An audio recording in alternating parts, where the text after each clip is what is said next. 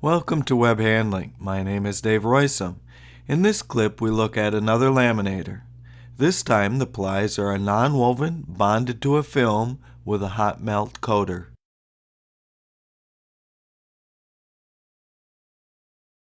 There tends to be a rhythm and pattern to these things. Again, we have a laminator where the raw material unwound roll appears to be okay, except that the roll has terribly baggy edges when unwound, especially on one important product.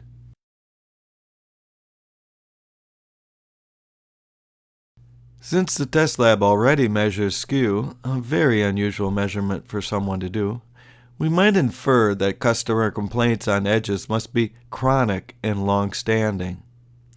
A bit of gauge R&R testing revealed that while the intention was good, the procedure was too noisy to be trustworthy. This is often the case when trying to measure camber or skew. This is mainly because the danger of inconsistent handling when laying the strip down and trying to flatten it, all by hand and all by eyeball. So we go to the strip test, as was described in great detail in our Web201 class. The bagginess tested around 30 parts per 10,000.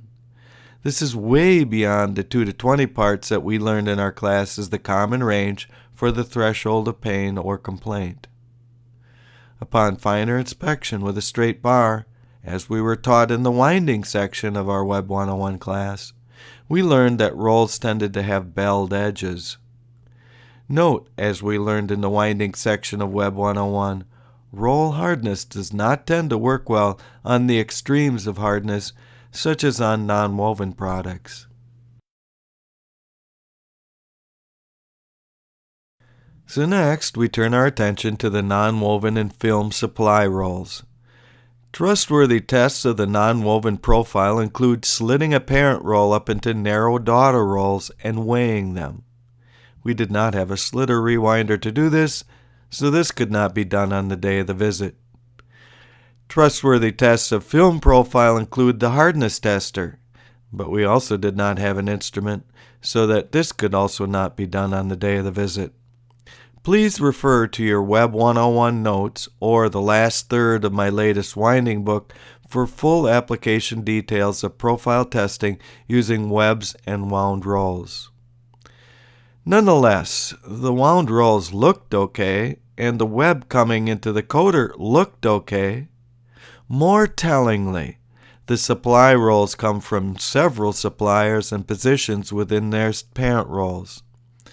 It is possible, but not likely, that all suppliers are sending frown or smile-shaped profiles. An example exception here are textiles, which always have salvage edges that are always some degree of trouble.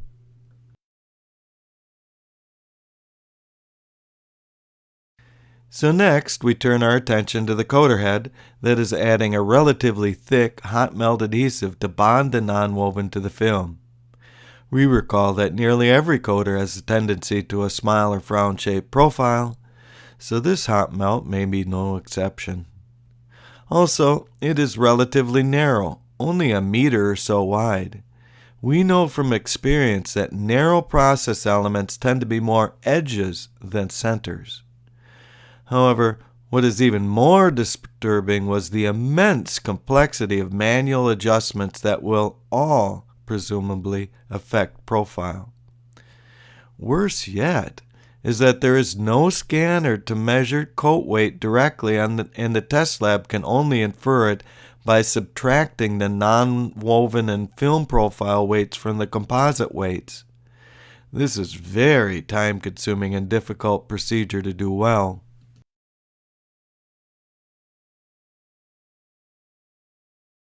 So where are we now?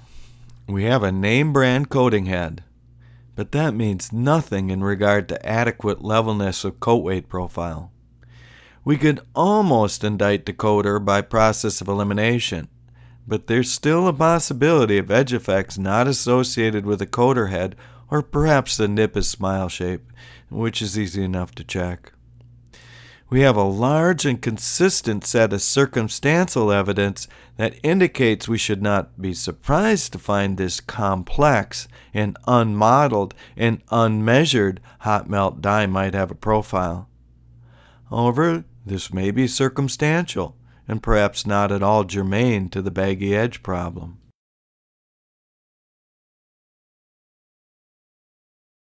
More testing is indicated. This is unfortunate because it may be destructive and thus expensive, in addition to being time-consuming. Still, we have little choice if we are to be sure we understand the problem. First, we might cherry-pick rolls of non-wovens and film that exhibit unusually high taper or cone shape. We would make one daughter roll and then flip the supply roll for the next daughter roll. Next, we might try the 3 individual coater profile adjustments one at a time.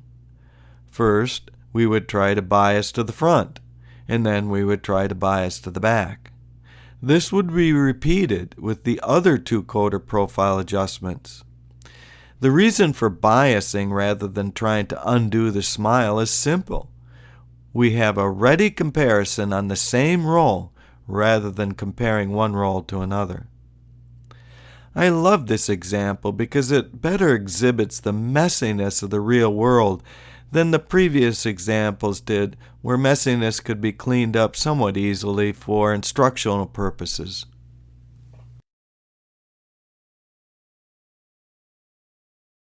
Thank you so very much for watching this module in my Plant Practical video series. Stay tuned as we continue our tour of successful baggy web troubleshooting case histories.